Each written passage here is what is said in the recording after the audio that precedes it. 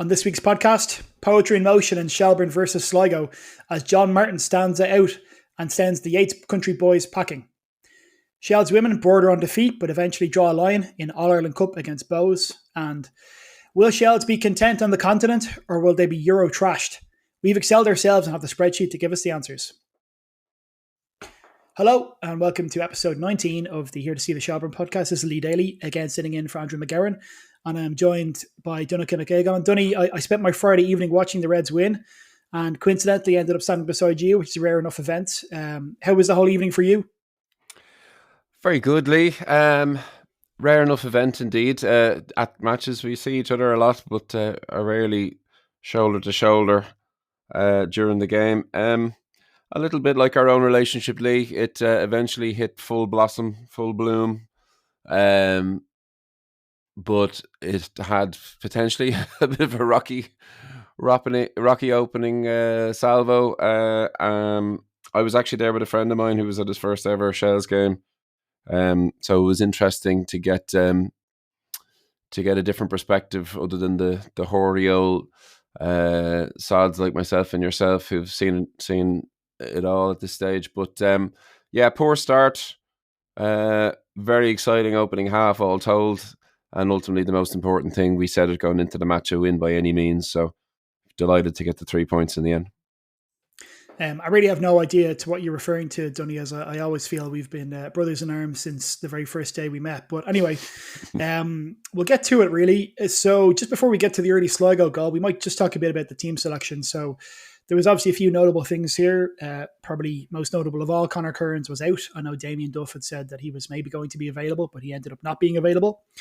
John Martin came in for Meepo in obviously what was a selection issue that Meepo wasn't carrying any real knocks. And we also saw John O'Sullivan come in as well at I believe right wing back, with Evan Caffrey then pushed to left wing back. And I just do have a comment here from Stephen O'Byrne. Great to see John Martin getting the nod tonight. He obviously had sent this on Friday. Meepo disappointing again when he came on, didn't look interested. Would love for Meepo to succeed, but feel he's going through the motions. Harry, unreal. Wilson as well. So thanks for that, Stephen. Donny, what do you make of all that? Plenty to masticate on there. Well, I mean, obviously John Martin shot the lights out, so he's going to steal all of the headlines, and rightfully so.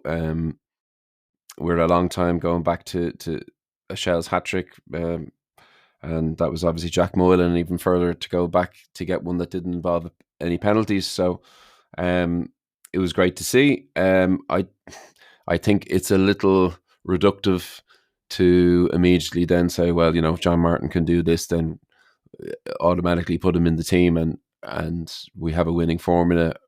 I think we lay off the Meepo bashing on this one and just to give John Martin his flowers, because I think they're deserved. Elsewhere, starting from the back, obviously, we spoke about Conor Kearns and perhaps maybe looking to come back after the international break. That might be a more realistic time frame for him. But it was good to see Lorcan Healy a little less spills and thrills maybe in this performance than his appearance against Drogheda. I thought overall he looked solid, couldn't be faulted for the goals. And Tyreek is really sort of blossoming into this role at left-sided centre-back, I think, which worked very well for him. And the two wing-backs obviously are probably the sub headline of the night, obviously providing assists and generally looking very threatening. So although we started poorly, I think overall the changes to personnel proved fruitful. Thanks, Donny. And look, you mentioned that slow start / the worst possible start. When on 2 minutes, Sligo scored. This came from a corner, I believe. I mean, what was there to this, Donny, apart from maybe, just our defensive set pieces not being particularly good? And it's not just this season. Was there anything more to this then than just a goal you really shouldn't be conceding, especially so early? I'd like to say that it looked like something special, or we've fallen foul in the past of runners being blocked and that type of thing. Some of our best headers of the ball um, have come a cropper against they're basically illegal blocks, but it's hard to see oftentimes for referees when there's so much movement in the box from corners in particular. But it didn't really look like it. It looked like an old-fashioned attacker who wanted to win the ball and got the jump on the defender. And what's galling about it, obviously, is that this isn't our first, second, or 20th rodeo on this particular issue. We spoke about previously on the pod, Andy and I, that up in Derry a bit further into the game, but all they had to do was get one corner, ball gets thrown into the box, someone's sleepy, and the ball's in the net. It was very similar, but after 2 minutes, there was nothing particularly clever to it, and a very disappointing start. And the type of thing that we should be. I know other teams are obviously going to target us now. They've probably been doing it for a while, and for whatever reason, I know we're lacking a bit of height with the absentees that we're suffering. But I think this has been an ongoing trait for quite some time. So look, it's unfortunate you concede early. We did the same against Waterford at home. We couldn't break down the block against Waterford, but we managed to do it this time. So I suppose all's well in the end. Absolutely, Dunny. And look, I thought it was impressive. The crowd certainly got back behind the Reds straight away, and I think there was a bit of a sense of calm, to be fair. Nobody was panicking in the crowd and nobody was getting on the players' backs. And we really got our reward then on 34 minutes where John Martin scored and Evan Caffrey assisted. Evan, I think it's fair to say, has been our most potent attacking weapon this season, and there's any real doubt about that. And when he's been put into position to deliver, he's done so every time. So it was great to see him get forward, even on his wrong foot here, and deliver across. Yeah, you mentioned it last week, Lee, when we spoke about the Drogheda match, that I think it was when Conor Kearns actually injured himself that he played this beautiful through ball out to the wing when Caffrey was in the more sort of orthodox position of right wing back. He was obviously flipped to the far wing this time, and that was maybe one of our most threatening plays against Drogheda. That came from that sort of marauding run that he likes to do up the flanks. We didn't see enough of that against Drogheda. We saw plenty of that on Friday, and it was a well that we kept going to again and again and again, trying to get an overload on that side, working in sort of small triangles to try and work the cross and so on.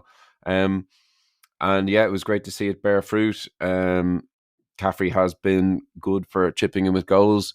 Now, I think he's up to maybe 5 assists or so now. So yeah, he's really one of our more potent players at this moment. Yeah, I can't attest on the assists. You're probably correct there, Donny. I know, isn't it 3 goals, I think, as well. So look, especially given from wing back where he spent an awful lot of his time, I think that's a real credit to him as well. And great industry and great commitment. And again, John Martin and Evan Caffrey would combine again on the 40th minute to score. Was this maybe the goal that I think Martin in his post-match said, they practiced it in training? He basically said, put it in that space and I'll get on the end of it every time. But either way, look, it was great to complete the turnaround and the comeback within the first half. Yeah, unusual. To have it all happen inside the first half was fantastic, and not just to sort of build a base camp for yourself on the equaliser and say, okay, well we'll sort of try and make the summit in the second half, but really to sort of to drive on and not wait around to really force the issue when they felt that Sligo were there to be got at.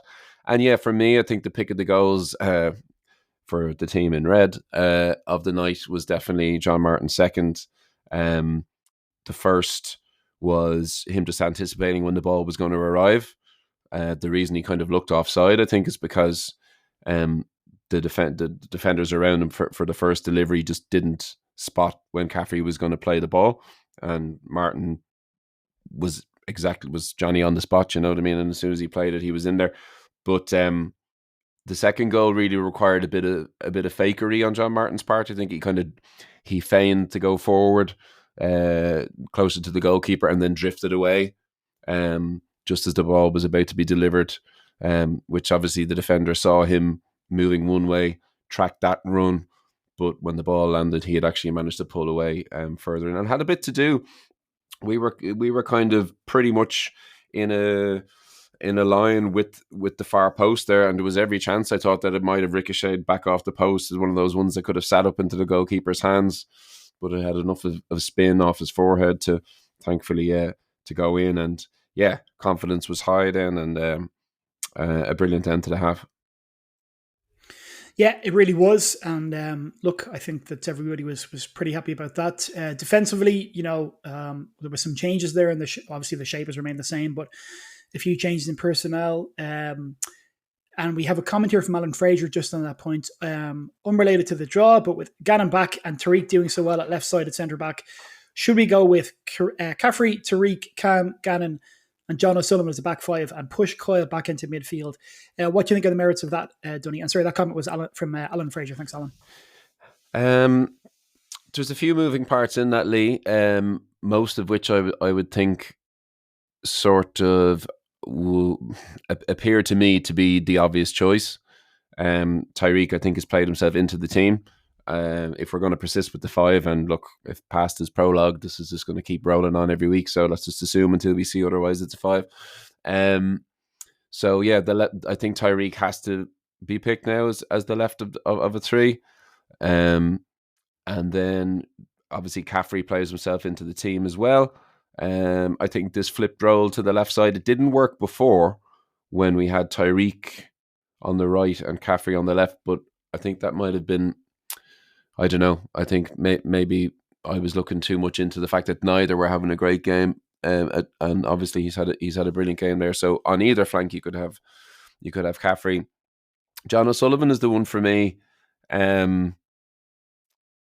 I've been banging the John O'Sullivan drum on here for quite a while. My friend Luke, who was with me at the match on Friday, said that John O'Sullivan at halftime he thought was the best player on the pitch. And the only reservation I might have there is John O'Sullivan the answer for every fixture? I think he might be a bit more of an opposition dependent player in that. What kind of threats are we going to see? I wouldn't mind seeing him necessarily maybe up against a Cork coming up on Friday. I think he's played himself into the team. But against the Shamrock Rovers, we've seen him before struggle with pace, with being isolated and so on. So I think we'd have to be a little careful there of just assuming it's going to be like this every week. Sligo are where they are for a reason. But certainly we did look a little more solid and a bit more attacking on the ball with these people in those positions. For sure, and look, I think obviously no particular shade in James Norris. I think maybe he has struggled a little bit in terms of getting go forward ball, and John O'Sullivan, as you did say last week, Donny, no matter what position he's been put in, he has been determined to drive forward and to take men on, and look, he did that here, and he did it really well. As has Tariq Wilson, beg your pardon. Even from left-sided centre back, he's been doing quite a good job of overlapping and getting into good positions. And we saw that again in the second half on the 57th minute. Again, a John Martin goal.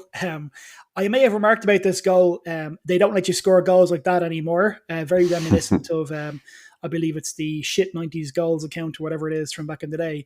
But certainly, Tariq did some great work in the build-up, and John Martin was able to capitalise eventually.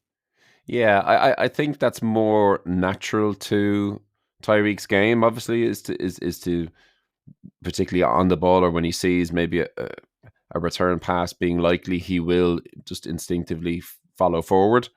Now, that's all well and good so long as you don't get countered, I suppose, and people would need to read the triggers to be able to cover that. But we've been saying that for a while now, possession has been kind of sticky and uninspiring, and if you have a John O'Sullivan and you have a Tyreek and you have a Caffrey willing to get forward and break lines and make things happen, then hopefully you'll see more more opportunities like we saw on Friday. I thought John O'Sullivan's chance had passed. Actually, to be honest, normally when you don't hit the net from that close from inside the 6 yard box on the first attempt, when there's a block or a save, it can be very hard. You're almost too close. There's legs and bodies and stuff everywhere.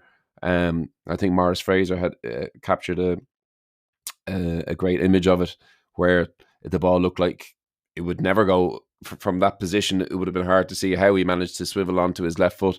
So he is a determined SOB, is John Martin, if nothing else, and fair play to him for getting it over the line. One thing I didn't touch on there, sorry Lee, from the previous question was Mark Coyle, of course. If all of the above defenders with Gannon as a right-sided centre-back were to stay in situ, then Mark Coyle, obviously, there wouldn't be a spot for him there.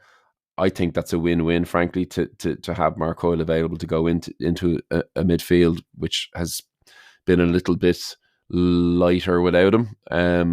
So I think, again, not only would you have a functional back five, which is doing okay now and high on confidence after Friday, but having Mark Coyle pushed with the armband back into the middle of the park, I think can only be a good thing. I'd agree, Dunny, and look, he's done his best work there, obviously, and he's been a real standout of the Duff era, the Duff teams. He really has been a part and parcel of all that. Now, obviously, we were happy enough to be 3-1 up. Usually, that tends to be a pretty good position for any team. However, this wasn't quite straight from the kickoff, but it wasn't too far off it, if I recall correctly. Owen Elding, son of a pretty famous footballing father himself, who played for Sligo, just kind of found it, if even a pocket of space, and absolutely hammered one into the top right hand corner. Dunny, what do you think? Would Conor Kearns have had much more of a chance with this one, or was nobody stopping this one? I don't think so, Lee. I think Connor could have been in there with Lorcan Healy, and between the two of them, I doubt they would have gotten much on it. Yeah, his tattooed dad, Anthony Elding, is that his dad, who scored, I think, famously the winner in the cup final for Sligo. So there's pedigree there. His son doesn't seem to have the same wanderlust his father had by the time he got to Sligo. He'd had more clubs than Tiger Woods at that stage, but an unbelievable shot, and we had barely finished embracing by the time they'd pulled one back. But for a left footer, having watched it back, to be on the left side of the field and to strike across it like that with your left foot to the far top corner, very rare. You'd see them. You'd normally expect the strike to be more central or to carry to the near side if you're going to strike through the ball from that distance. Just a real wonder goal. There's no other way of describing it. It lit up social media in the aftermath more than John Martin's hat-trick, to be fair, which is a little unfortunate for John. But it's certainly grist to the mill for anyone trying to get young Elding a move beyond Sligo. I think he'll have his pick of team certainly within the country, if not without, sooner rather than later. So a great strike, and thankfully we got to appreciate it and not have to damn him to hell for costing us any points. So a win-win, perhaps.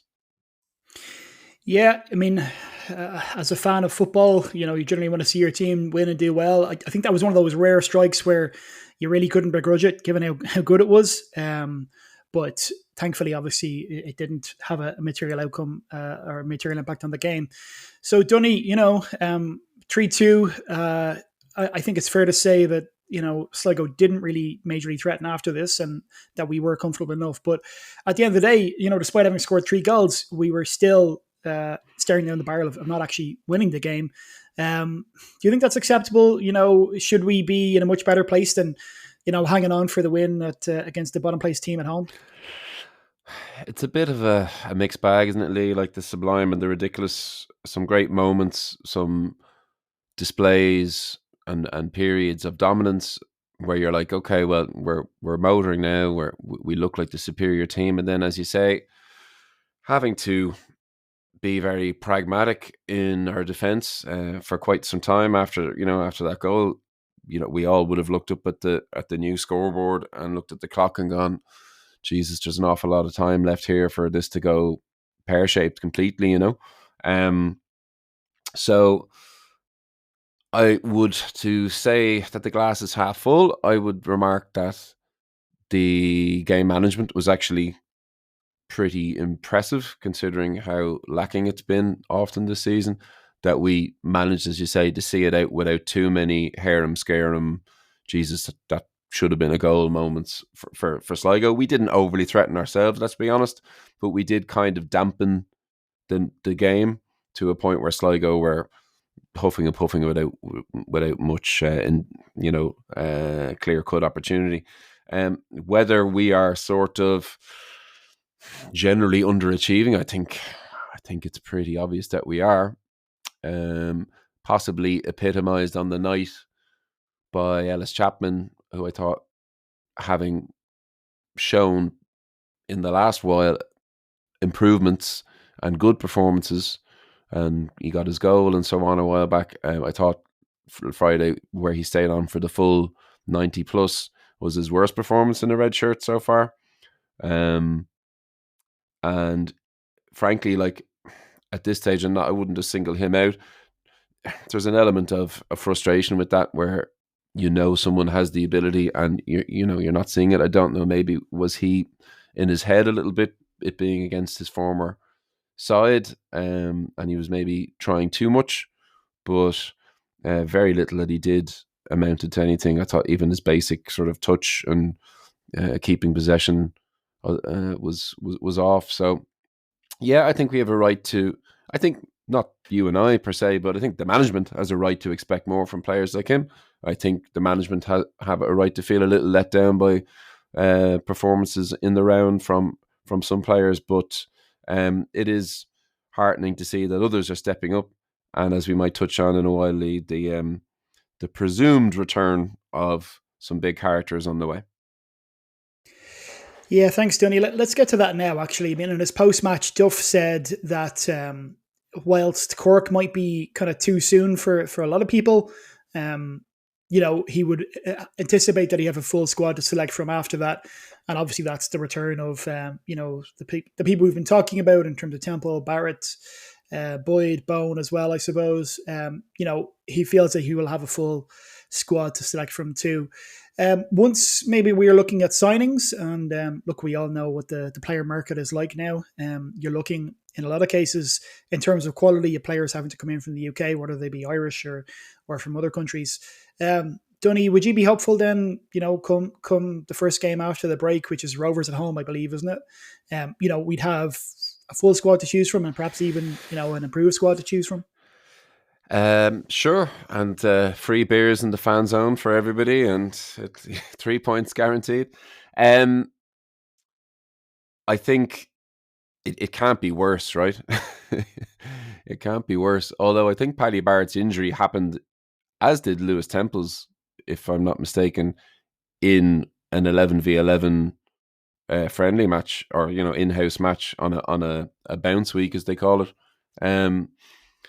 So anything can happen, but we should surely have the sort of metaphorical quarterback's jersey around these guys to make sure that they can get through training and back into the squad.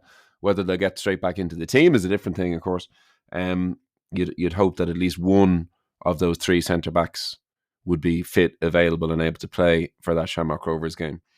Again, were we to go down to Cork and win on Friday, you can't be bombing guys out of the team either just because such and such is back, having not kicked the ball in months at this stage. So we'd have to be careful with our selections, obviously, but to have those selections to make would be great. And I think sort of more to the wider point of the entire season and Europe and the Cup and everything that's in it. I think this is our first opportunity to have a look at our partners in analytics at Jamestown Analytics and see, can they really pull something out of the hat for us to bolster the team in not just getting us back to where we were, but to hopefully exceeding where we were on paper and getting some exciting new talent into the squad, because frankly, I think if we're really going to make any sort of tilt at the title, and hopefully making some inroads, as I said, into the other competitions, it probably, on face value so far, we're going to need a little bit more seasoning into the squad. Thanks, Dunny. And look, as a big foodie myself, everything could do with a bit more seasoning. Just on your pal Luke, who you said was enjoying his first game in Tulka, how did he find the experience? What was his views of the match night? He had a great time, yeah. Luke and I don't know each other that long. He's the lead guitar player in Pink Rabbits, this band that we're both in at the minute, and he is from Luke Fuji from Japan via London. So he's seen a bit of J League. He's seen a bit of Chelsea. I think his father's from Middlesbrough, so he's seen a bit of the Teesside derbies and whatnot. So a mixed bag, but he'd never been to a League of Ireland game before. He was very impressed with the amount of singing, the variety of chants, the fact that, as you said earlier, Lee, after the early goal, people weren't throwing their caviar at the players and storming off. He felt kind of caught up in the atmosphere of things. He thought that the standard overall on the pitch, not that I'm not a huge fan of these direct comparisons, but he thought that the standard was good, and he said about League One is what he would have thought from looking at the players, that was about it. And frankly, these days we're seeing that that's where a lot of our best players in the league are pitching up in and around the League One standard, so it's not far off. And he had a lot of good things to say about Talca. That the atmosphere was sort of was helped to sort of come to a boil because the closeness to the pitch, the fact that you can move around, that you're not made to sit down in your seat or you get thrown out, that kind of thing. So yeah, he had a great time, and I dare say Luke and I will probably be attending a few more home games before the season is out. So good reports from Luke. He thought, as I said, John O'Sullivan and Harry Wood were the players that impressed him the most in the Shels jersey. So I thought he had a pretty good stab at describing most of the evening. That's great to hear, Johnny. And two friends of mine, actually, who I bumped into after the game and ended up having a drink with, who it's fair to say, weren't massive football fans, have really taken to the club now, and they're looking into going into European away games, and are fully on board with everything. So it's tremendous to see more people come into the club. And just on that point, in terms of growing the club and commercial aspects, I have a comment here from Ian Gannon, presumably no relation, but who knows. Mossy Quinn did a very good interview on Indo Sport last week, and he confirmed the loss of €1 million per year for the last 3 years. How does the club not just fill that deficit, but turn it into a surplus in 2 to 3 years? Betting on European money to fill the hole is not a wise plan. Comment there from Ian Gannon. Donny, what do you think about this one? Ooh, spicy. Yeah, well, I thought Mossy did very well in the interview. Joe Malloy has a very big pull. Obviously, his podcasts and his works are very well read and travelled and listened to. I find him, just purely through the prism of League of Ireland, a bit standoffish to a point of not quite hostility, but like he's still looking in at us from outside rather than sort of embedding himself and coming to a few games and making his mind up for himself, which I find a bit strange, considering I liked the little touch at the end of the interview from Mossy to give him the Shels shirt, which again, he wouldn't display or whatever. He's being very, very cool and professional, but he handled a lot of some lines of negative questioning, and it wasn't a puff piece by any manner of means.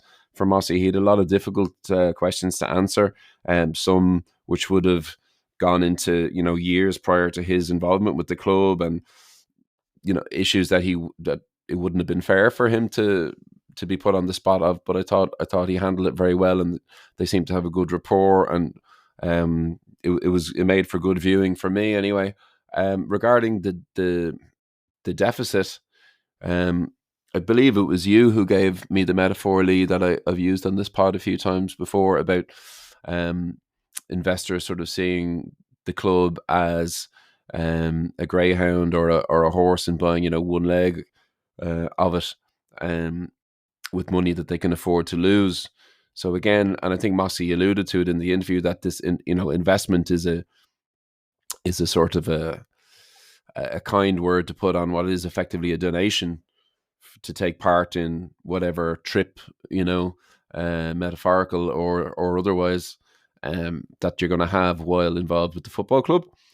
So I understand that, and I don't believe, although Europe has obviously been our goal, I don't believe that these are people who are looking to withdraw any money from presumed European group stage football or whatever, to recoup any of their money. Whatever money has been put in has been money that has been put in without a view of it being pulled out again. Although obviously I think everybody behind the scenes at the club would be looking to sort of minimize how much that has to play a part in the annual finances of the club. They wouldn't want to be just signing checks every year to write off losses. That has to come about through opening the new stand, commercial ventures, pitch side advertising, and that can be buttressed by monies that will come in from Europe. Shamrock Rovers made £5 million last year from getting to a group stage. We could do the same, and then hopefully further down the line we wouldn't have to look at those type of losses. Thanks, Dunny. Yeah, look, it's problematic, and it's a bit of a bald man fighting over a comb situation when League of Ireland clubs start discussing sustainability of revenue and that kind of stuff. I suppose one thing I would personally like to see maybe a bit more is maybe some involvement in player trading and being able to get players away for more money. Now, obviously, that's easier said than done. You have to get the right players at the right time, get them under contract, which is increasingly a problem with agents influencing kids from a very young age to sign, not to sign pro deals or to sign pro deals with clauses and so on and so forth. But I think obviously if we were able to get a situation where we're bringing young players through and getting away maybe one or two of them every year for some decent sum, obviously I think that would really help plug some of that deficit. Yeah, you've been strong on that, Lee, before, and that's something. I remember you posed a question, as did I, at the fans forum at the start of the year. Mine was about who plays when Sean Gannon's suspended, and yours was about that very thing. And it's on my radar because you mentioned it a lot, and it's something, for whatever reason, I seem to have a blind spot in, where when I think about how do we fill the deficit, I'm thinking about more bums on seats, more jersey sales, more commercial revenue. But you're absolutely right to say that it's definitely an area where, when you compare, the very recent big deals for Mason Melia, and Sam Curtis, was it? A Banqua, these guys, and so on, leaving Pats, and obviously Shamrock Rovers look to have a few very valuable players on their books right now. And this is a place that we do seem to be lagging behind. And when we do get players who pop up in the UK, whether it be Moylans or Negrus or whomever else, we do not get anywhere near the compensation. Yeah, and just to be fair to Collie, who's head of the academy, I believe is his title, who answered my question at the fans forum about that. Essentially, my question was, how far are we away from getting sort of a good deal for a player like the ones from Mason Melia, for James Abankwah, etc. And he said that he felt that Finn Sherlock, who ended up going to Hoffenheim, I believe was Finn, maybe 16 or 17.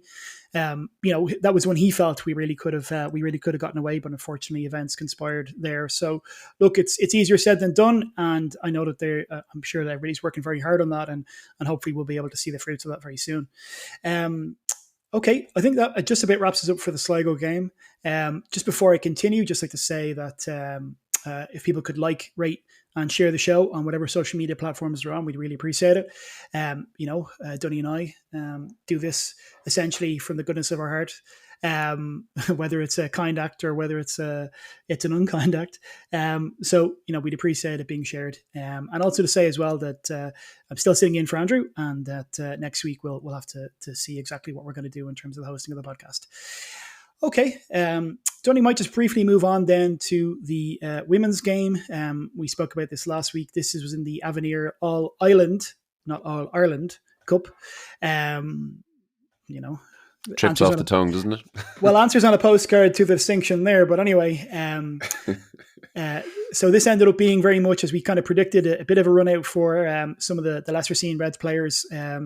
And as a result, maybe Bows kind of probably fancy themselves a bit more coming into it. Donny, you were at the game. What were your impressions? I was indeed. It was nice to enjoy a game. Obviously, basking still from the night before, but in a competition, as you say, which, well, we've alluded to at any rate, as yet to capture the broader imagination. But I was stood just in front of some Reds royalty. We had Megan Smith-Lynch was in the house teasing a return. If Neil Doyle can stump up the cash, she said she'd be coming back. She was sitting alongside Roma and Pearl, and some others came later in the match and sat down. So, as you said, it was a chance for the likes of Gabby Del Pico, Nia Hannon, Maeve Walmer, and so on to get extra minutes in their legs. And we've touched on it on the pod before, and it was mentioned from the very opening night of the fans forum that this was a squad richer but not deeper than previous years. So even when there's rotation, there's no passengers in this team, and anyone who would have been getting a start wasn't someone just coming from left field. These were players that we've all seen, at this stage multiple times. That being said, Bows, would have been looking to make hay. They had drawn, I believe, their first game in the group, whereas we had won. So a win as the top two progress, a win would have been a great opportunity for them to get into the next stage. So, but it was an even game. It was an enjoyable game. The attendance was down to 603. I thought there was a good, healthy Reds contingent spread among the crowd. Most of us down towards the shopping centre end. We'd be a bit unhappy with our goal. Ex-Red Hannah Healy, obviously, with the shot. I think Amanda might have felt that she got a hand on it, maybe because of the slippy conditions at that stage. It was starting to rain. She probably wouldn't have been happy to see that get past her. And it was pretty much bang on the blow of half time. We had a few penalty shouts. Now it was up the other end, so it was hard for me to tell. We had Noelle Murray booked for diving. She was absolutely freaking out at the referee for considerable portions of the game. We were just stood in the stand being like, she is flipping here after that yellow card. And fair play to her for not seeing another yellow throughout the game, but she was very incensed by that. Again, a yellow card basically saying you're cheating. We've discussed this recently, obviously, with the men's team getting two of them in one game. But the match itself as a competition changed utterly when the bench was shaken up, and we had Mackenzie come on, we had Leah Doyle come on, and we had Bambi Cook come on, and even Clancy came on as well. So that is a hell of a bench, and frankly we had more than enough chances to win the game. Mackenzie got a lovely header, and looked to cut above everybody else really when she came on. You could just tell she just changed the dynamic of the match, as she has done so often this season. And look, no one was too unhappy with a draw. We had plenty of chances, and we're 4 points from two, top of the table. So enjoyable all around. Excellent. Thanks, Donny. What were your impressions of Dalymount? You were telling me that it's your first time at the home end. Now, maybe I'm too much of a League of Ireland brain, and I found myself in Dalymount for a few playoffs and things of that nature. But you're much more of a hardcore than I am, so you've only experienced the away end of Pisser's Field. Pisser Dignam's Field, I beg your pardon. What was the home end experience like? Yeah, give Pisser his full title there, Lee. A bit of respect. Bit of respect on Pisser's name. Um, uh, I yeah, it was my first time in the home end, and um, I walked around. We saw the little sweet shop around the halfway line. We went into the bar. Uh, I was absolutely blown away. I was blown away by how much of an absolute dump the place is. It it felt like being in a sort of a ghost ship, uh, like from a fun fair or something. Every door creaked and looked like it was about to fall off the hinges. Paint peeling everywhere. Um, there were sort of closets with cleaning materials and buckets and mops just open, just falling into the hall as you were kind of, because it's all in on one side, so you're it's very peculiar because everything is under one stand, including obviously the dressing rooms for the players and so on. Our players, our subs, and players who weren't togged for the day were all queuing up for the one toilet with the punters. Again, like as I said, it was over 600 people. um, it felt like something out of Scooby Doo, and I know Dan Lambert has been compared to Shaggy from Scooby Doo. I see it all the more now. I wouldn't have been shocked had he and a canine friend stuck their head around the corner aghast. And what kind of, it's funny, like, and I hope, I presume I won't be back there for a while. The bar was fine, and we were able to bring drinks out, so that was grand. The experience itself was fine, but the just the way the place is being kept is, and just the functionality of the place was jaw dropping to me compared to. And I don't come on here. This is what we're coming up on our 20th episode on here. I don't spend my time slagging other clubs and other grounds and this and that, trying to score points.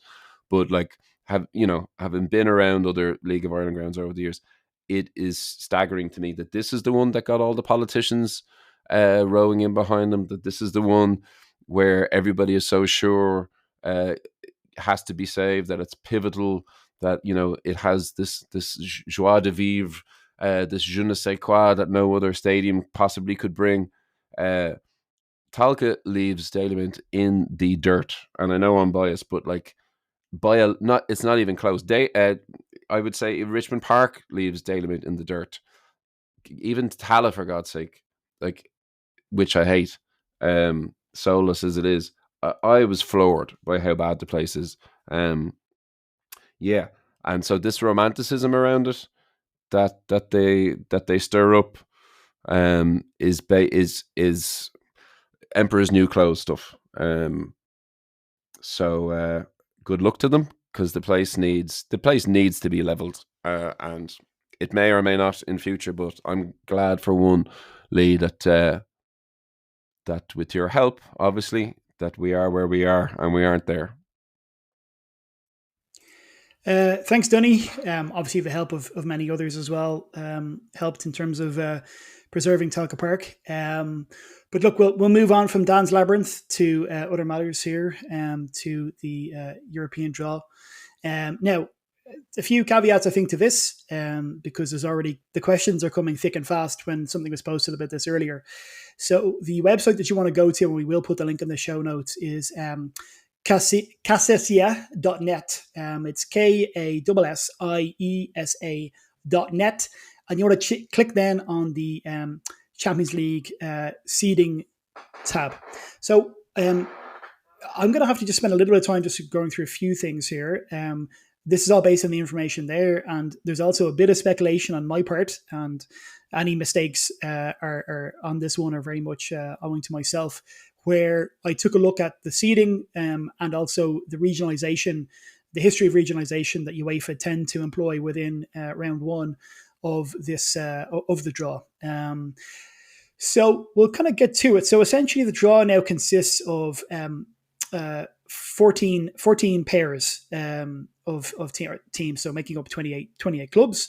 There's been a few teams that have essentially moved up due to the fact that Russia are continuing to be suspended from UEFA competitions, and Inter or PSG have qualified for the Champions League already as having won the competition.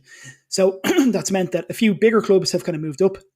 The likes of Olympiacos, Pathos from Cyprus, Ferencváros from Hungary. Of course, no congratulations to Robbie Keane for obvious reasons on his recent victory there. But obviously, a lot of dangerous teams are still contained within the draw. Now, what UEFA will tend to do, so if you have, as you have here, you need to make up 14 pairs. It's probably pretty likely that they'll do two pools of 5 and one of 4. Because that's really what makes the most sense, and that's what they've continued to do in previous draws. Ever since COVID, they've very much taken this regionalisation approach to the draw. And as the Casasilla website says, there's no real strict criteria for how they do this regionalisation. But having looked through it, and we're into maybe the 4th or 5th year of it now, and I'd encourage people to go and do this themselves just to get an idea of it. There seems to be a pretty clear logic to how it's done. So we've posted something that essentially splits the teams up into, obviously, the 14 teams are seeded. We are unseeded, as our coefficient is the same as Ireland's overall coefficient, because we do not have sufficient results from the last 5 years to calculate our own coefficient. Again, that's up on the UEFA website if anybody wants to Google that and take a look at it. But I think we have a coefficient of 2.9, I believe it is, which is Ireland's one, and our one is 1.5. Those were the points that we earned, I think it is last year, from getting through one round of the Europa Conference.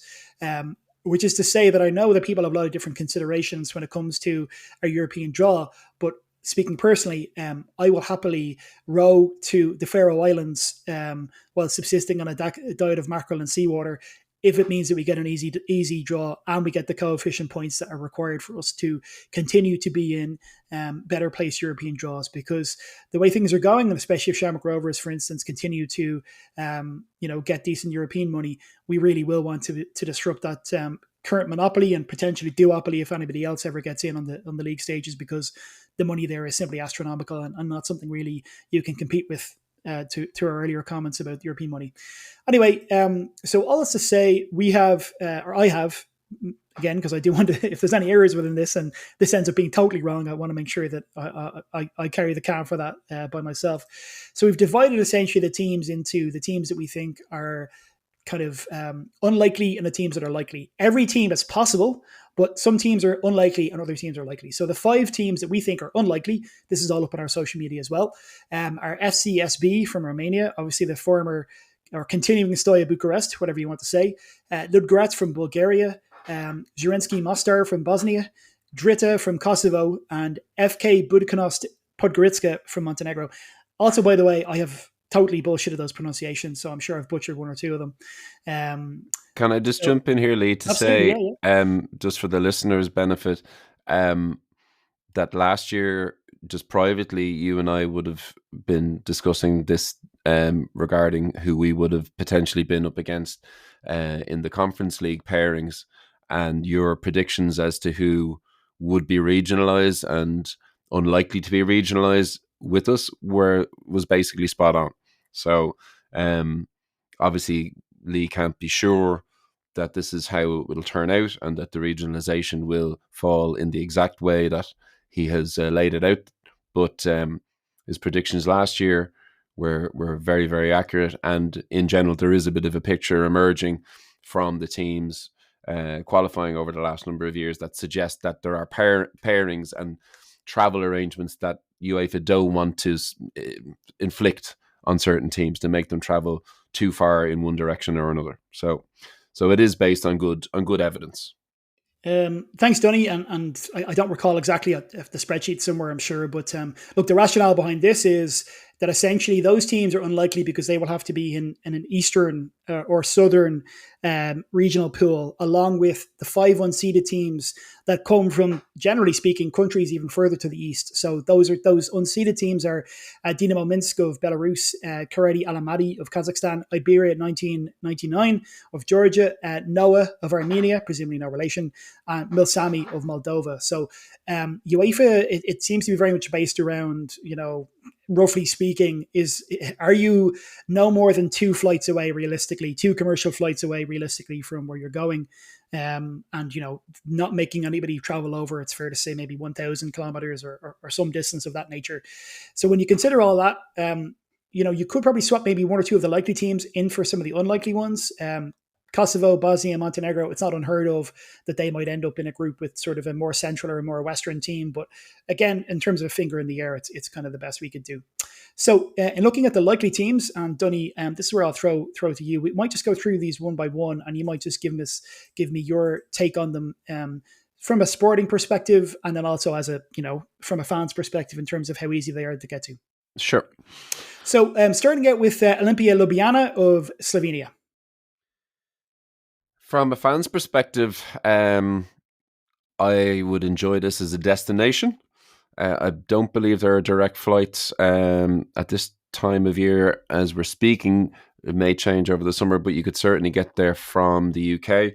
So you're talking 2 flights and a lovely country. However, I have them listed in the sort of third tier. I've broken the 9 likeliest teams into 3 groups of 3, and the first 3 being the ones I'd rather we drew, the second being the ones that I think we have a chance and wouldn't be too bad, and then the bottom 3 being ones I'd like to avoid, and Ljubljana are ones I'd like to avoid purely on sporting merit.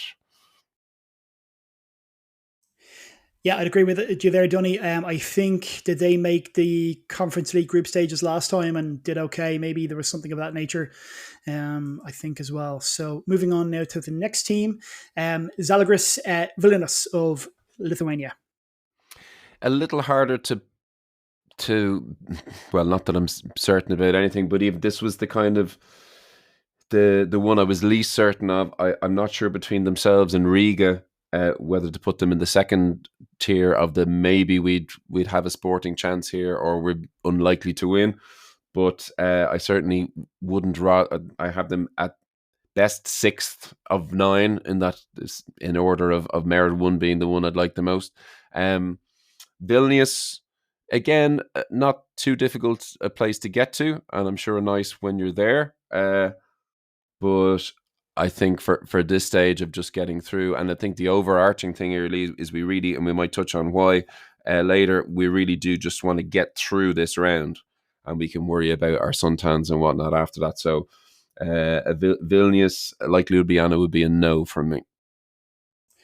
Yeah, thanks, Dunny. I mean, I'd happily walk to Belfast singing the sash if it meant that we got Linfield.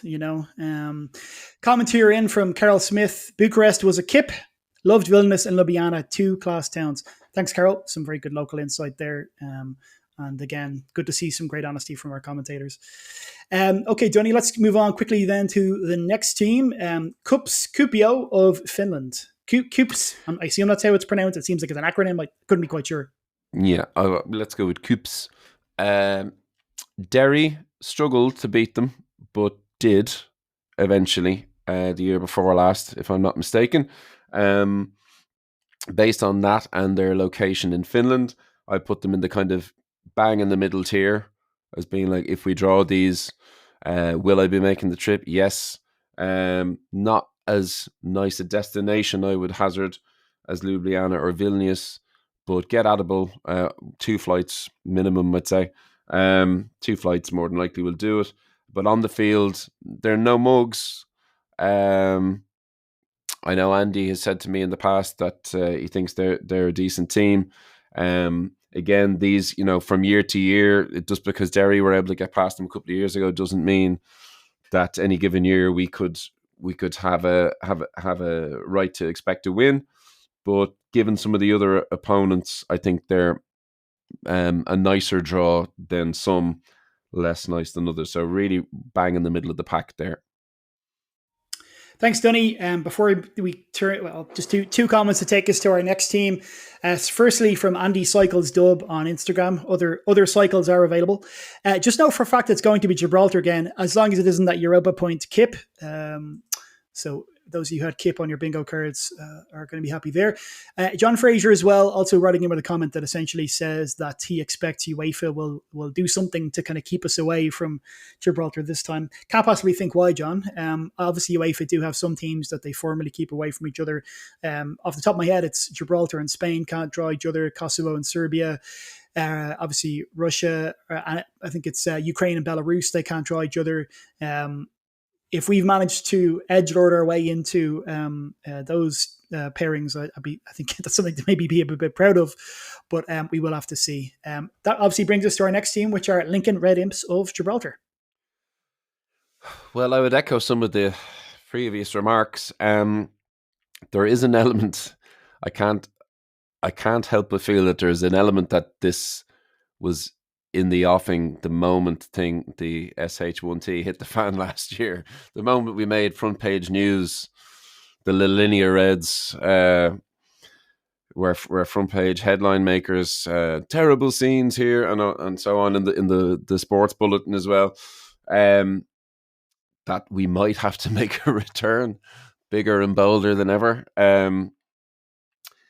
I have Lincoln Red Imps as one of my top three teams that I would rather us draw. I have them in third of 9. I wouldn't be in any great rush back to Gibraltar for any particular reason. I think if it were to happen, we would stand a reasonable chance of progressing, which is obviously very important, although we can't pretend in amongst all of the celebrations and the fun of last year and the rustling that we undertook that we did squeak by St. Joseph's. And Lincoln Red Imps are, generally speaking, a better outfit than them. So we would have to be on it, and there's an argument that our current team isn't as on it as we were this time last year, but nil desperandum. I would be happy. I might do things a little bit different. I don't think I'd fly to Malaga again and go 3 hours without a toilet break on the bus. I might fly direct. I had wondered about the chanting. I think UEFA would find the pants off us if we did it again. We'd have to be careful about not doing it inside the grounds. I think maybe around the town mightn't be too bad, but inside the grounds would be a big no-no. So look, if we get it, I think it's a tick in the box of sporting possibility of getting through, and it's a tick in the box of not a terrible destination just regards travel. I'd probably fly from the UK myself and go straight into Gibraltar and not mess with Malaga this time around personally. Thanks, Dunny. I don't really know what chanting you're referring to, but certainly last time we definitely crossed the line, or la linea as they say in Spanish. Hard to know if we'd be crossing it again, either metaphorically or literally next time. Okay, Dunny. So next team, Malmo of Sweden. Ooh, I've never been to Sweden. Destination, obviously, would be a nice spot. You would imagine direct flights, I think, shouldn't be a problem. The price of pints, historically, we might have said could be an issue. You know, obviously, the further north into Europe we go, but considering what we see from receipts from the Temple Bar, I think we'd be prepared for just about anything at this point. But from a sporting perspective, I have Malmo 9th of 9, as in this is the team that realistically, if we get drawn with, I don't see any way that we could get through the tie, and we're going to be looking at falling into Conference League playoffs after that. So it would be that type of situation where were it to happen, you'd have to go, okay, it'll be a fun trip. The stadium will be cool. The people will be cool. We've got Swedish Mick to help us out with the locals, so we don't fall afoul of anyone. And I'm sure he'd share his local knowledge. But ultimately, I think it would mean our Champions League dream would be a very brief one indeed. Absolutely, and shout out to Swedish Mick, a man who I definitely put at the head of any expedition to Sweden. Malmo, of course, also the home of Zlatan Ibrahimovic. Fellow tall header like you, Donny. So we're just moving on now to RFS. Sorry, actually, beg your pardon. Before we do that, you did mention dropping down to the Conference League.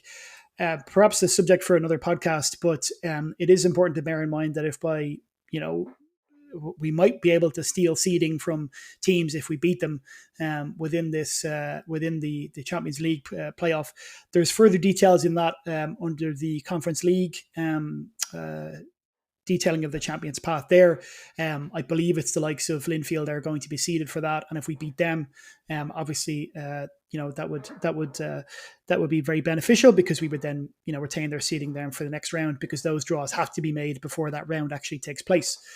Shout out to the Shels on this day account for pointing that out, but again, maybe something we can go into at another point. RFS Riga, Dunny. Riga beat Ajax last year 1-0, and I'm pretty certain that any iteration of our beautiful Shelbourne would struggle to beat any iteration of Ajax. So on that basis, I have Riga in my bottom three, although you could argue the toss between them and Zalgiris of Vilnius being 1A, 1B, one could be worse than another. Again, Riga, much like Vilnius and Ljubljana, a very nice place and not difficult to get to, not beyond 2 flights anyway. It should be straightforward enough.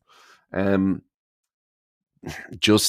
think, again, like this is a team that recently has been playing a lot of quality sides in Europe, of a pedigree much higher than ours. They'll be used to it. Again, a team that literally turned over Ajax within the last 12 months, I'd be terrified of. So no to Riga, please and thank you. Thanks, Donny. They also drew with Galatasaray and Anderlecht at home. And obviously, look, you have to be careful with some of these grand old team names. That they're obviously, not every year they're going to be as strong as they were in the years of your boyhood or childhood. For anybody who remembers when those teams were much better than they are now, but still, it's fair to say that they're pretty impressive. Okay, so we'll just move on then to the next team on our list, and if I would go to great extraordinary lengths to reach certain other destinations, I would happily swim to Wales while chewing on a leek if we got the New Saints within the draw. What's your view, Dunny? TNS, yes, Total Network Solutions, was it? Where art thou? I have TNS as number one for me, insofar that I think the New Saints, as they are now, sort of tick the boxes in a more thorough way than any other team. It's a trip abroad, but not far. I know, for example, Gaz O'Reilly's wonderful father isn't a fan of flying. My own father, only under pain of death, recently renewed his own passport, but could hop on a ferry and go over to our Celtic brethren in Wales. And you wouldn't have to presumably endure any sectarian nonsense that would accompany one of the other destinations. So for me, I think TNS is a winnable tie. And I think we would probably be accommodated for tickets in a way that hopefully wouldn't be in any way reminiscent of last year in Gibraltar.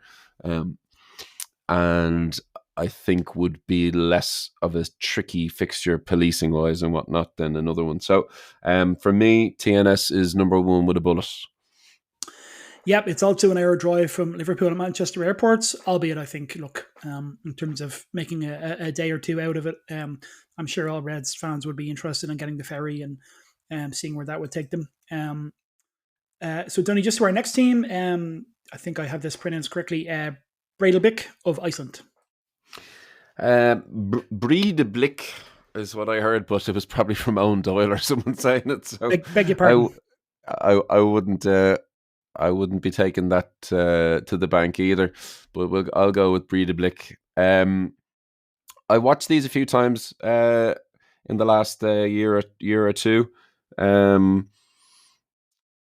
Against did they not play Pats and Rovers in alternate years? And I have them in the first team of sort of tier two, so the fourth team up in order of what I would choose if we had to. They seem to fluctuate. I thought when I saw them last year, they didn't look the same as the previous year. So hard to say this year how much of a fluctuation on the field, but it's certainly one that look, League of Ireland teams have played them in the recent past and managed to get decent results on the whole. So yeah, so could we? We could. Would we? Who knows? It's in the sort of maybe pile, as in wouldn't be too bad. A trip to Iceland. I mean, again, I've never been. I know, and just as a general point of note, I'm aware that there are Shels fans who probably listen to this who've done these trips to all over Europe, and the ground hoppers amongst us and so on who have seen all of these places. So apologies for not being as well traveled. I'm just trying to go off the data and so on. But Iceland, look, we'll get there if we have to, but it wouldn't be it wouldn't be top of my list, but it's a more winnable fixture than certainly than other more attractive destinations in the list. Thanks, Donny. I did end up in Iceland myself for about literally 10 years ago now, actually, for a music festival. Shout out to all tomorrow's parties, gone too soon. But it's definitely expensive. It is difficult to get to. Certainly a lovely trip, but I suppose maybe a trip you might want to take without having to have football involved. Comment here from Nick O'Farrell. Linfield, for me, represents a decent chance of progressing, get extra money for moving through to next round. Honestly, can't see anything more. Obviously, hope I'm wrong. And then just one or two other comments then, just in this general vein. Stephen Colgasgrave, the club and management won't admit it, but are we now already planning for the 2026 season? No chance of league success this year after the slow start. Really enjoying the show. Thanks for that, Stephen. Luke, are we a strong enough side for any European competition this year? Will we sign players? And if so, where do we strengthen? So, Donny, I'm going to leave all those with you, as well as our final team, which we're analysing, which is Linfield. Linfield, who, of course, came to Talca recently, their women's team, and ended up taking a bit of a shellacking. But no sectarian issues reported there or inappropriate chanting or whatnot. But look, on the field, it's a winnable tie. I'm sure Linfield would be looking at our own patchy form, let's call it, and they wouldn't be scared by what they've seen. I think that's fair to say about basically anyone who we eventually draw. Would see that obviously we're champions from last year, but then would look at the table and go, oh, okay, well, they're not having a great year this year, and look, that's where we are. So that ties into some of the other comments about are we planning for next year and so on. This is a pivotal period, no doubt. I think we need to get a result on Friday to go into the break. I think when we come out of the break, we need to be rejuvenated through whether it's new signings and or people back to fitness. And look, we'll see where we land there. But certainly on the field, Linfield represents a very good opportunity of progressing. I personally would rather avoid the other sort of entanglements that come with the trip up there. I know it was very enjoyable for many in the Setanta Cup years and so on. I find the whole thing a bit depressing, and I'd rather not have to endure police cordons and anyone talking about kings or queens or any of that kind of stuff. To be honest, it doesn't do anything for me personally, but people's mileage may vary on that one. So look, I have Linfield as my second choice. New Saints 1, Linfield 2, Red Imps 3. And the thing, of course, Lee, is that if we were to get through this round, we are by any means, we are guaranteed another 3 ties, 6 individual matches in Europe, I believe, because we would have another in the Champions League, making 2. And then if we were fall out of that, I think we would have another 2 bites at the cherry, at least 1 other bite of the cherry, but I think 2. I was speaking to John Murnock on this earlier, so you can blame him if that's off. But I believe we'd have 2 in the Champions League, 1 that we would fail at, having succeeded in 1, leaving us with another 2 bites at the cherry. And again, so that's that. Even if we were to fail there, that's double the amount of fixtures in Europe as we had last year, where, okay, we didn't come anywhere close to Shamrock Rovers' 5 million that they got from making the group stage, but we did come close enough to 1 million in prize money alone from UEFA for just for coming in at the very basement level in the Conference League qualifiers. So coming in at a higher scale here into the Champions League qualifiers, if we were to get through, obviously we spoke earlier about losing 1 million a year. I think we would certainly, if we get through this first fixture, whomever it may be, we would clean over 1 million in prize money, with more to potentially come after that. So it really is, I think we have to leave the romance at the door a little bit about this first fixture and just get through it. I was all for the romance last year, Lee. You thought I was nuts, saying, I wanted to go to Malta, I wanted to see sun and be in a square, and you were like, no, you wanted Linfield or somewhere winnable, and I was like, no, I was treating it like a going out of business sale. Just everything must go, get me to somewhere nice, and let's worry about next year. And thankfully we got 2 great destinations. To be fair, we had a sun holiday, and then we had a beautiful sort of Central European destination as well in a proper stadium. But I think this year we have to be a bit more pragmatic and just focus on, by hook or by crook, trying to get through and give ourselves every chance of getting through that first round. So Linfield would fulfill that part of the bargain, I think. Thanks very much, Dunny. And look, I know myself and yourself and any Reds that we know, would certainly be travelling north if it were to happen, extending the hand of friendship and, very much hoping for a good game no matter who wins. That's pretty much it for this week. Dunny, I'd like to thank you again for being welcoming and for helping me out on this pod. You're very welcome, Lee. And thanks very much. Who knows what the future may hold, but our friendship is stronger and all the better for this time together on air. Thanks, Donny. I think if there's one thing that people tune into the podcast for, it's definitely updates on the minutiae of our relationship. The bromance hour. Yeah, absolutely. Well, look, thanks so much again, Donny, and we'll speak to you next time on Here to See the Shelbourne. Thanks very much. Thanks, Lee. Thanks, Donny.